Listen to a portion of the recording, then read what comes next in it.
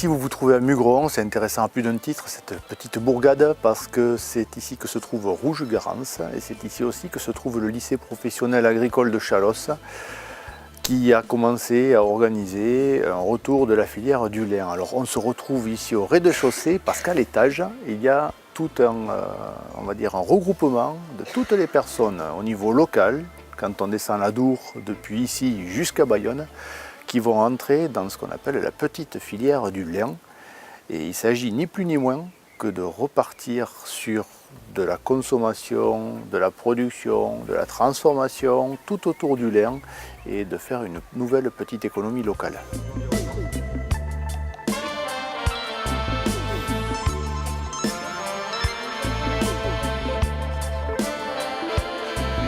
Alors pourquoi Rouge-Garance? Évidemment, c'est parce que ici, c'est l'ancien chai de Mugron. Et ici, il y avait des ballots de lin qui descendaient la Dour jusqu'à Bayonne pour être vendus ensuite partout en Europe.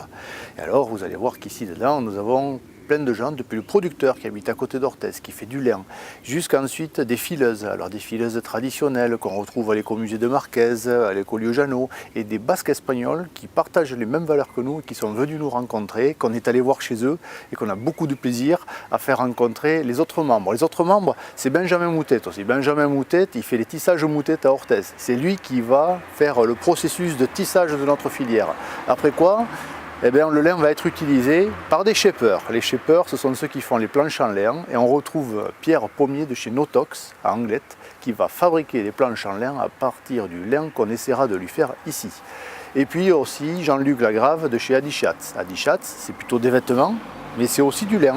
Et ils vont essayer de relancer une tradition de lin à partir de ce que nous allons lui proposer. Pour cela, nous avons au niveau du lycée intégré aussi nos étudiants qui sont très motivés à l'idée de relancer ça territorialement. C'est un BTS où justement les étudiants s'occupent de relancer l'activité, le développement, l'animation des territoires ruraux.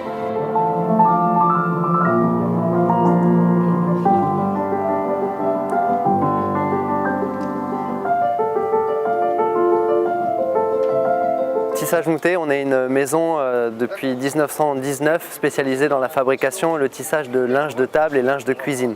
On fait tout ce qui est en rapport donc avec la table, avec la gastronomie, alors que ce soit les nappes, les torchons ou les tabliers.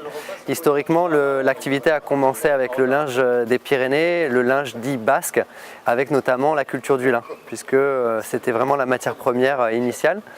Et aujourd'hui, on se développe sur des motifs plus modernes, plus colorés, mais on n'oublie pas nos racines et le linge basque est encore présent avec cette culture du lin et ces rayures, c'est cette rayure fameuse à travers la France et à travers le monde.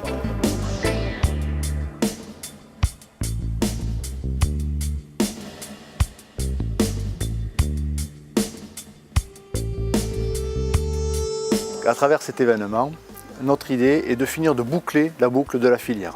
Le chaînon manquant à l'heure actuelle, c'est une machine qui nous aiderait à prendre la paille à la sortie du champ et cette paille, on la transformerait directement en filage avec une machine qui n'existe pas encore. Alors cette machine, on l'a vu, on a fait des essais avec des anciens outils qu'il y a ici dans la région et au Pays Basque espagnol, mais c'est des outils manuels en bois qui ont disparu.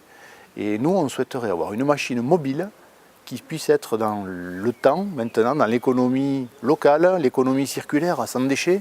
Et on aimerait pouvoir sortir du fil que pourront ensuite utiliser les tisserands comme Benjamin Moutette.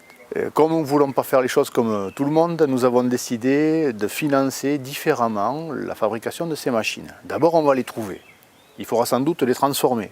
Pour ça, on a déjà nos étudiants, nos élèves qui sont très intéressés et tous les membres de cette petite filière que nous constituons ont tous leur idée pour transformer ces machines et les rendre performantes. Pour ça, il va falloir un peu d'argent et c'est pour ça qu'on va débuter une campagne de crowdfunding, c'est-à-dire du financement participatif, parce qu'on pense que c'est ce qui correspond le mieux à notre éthique.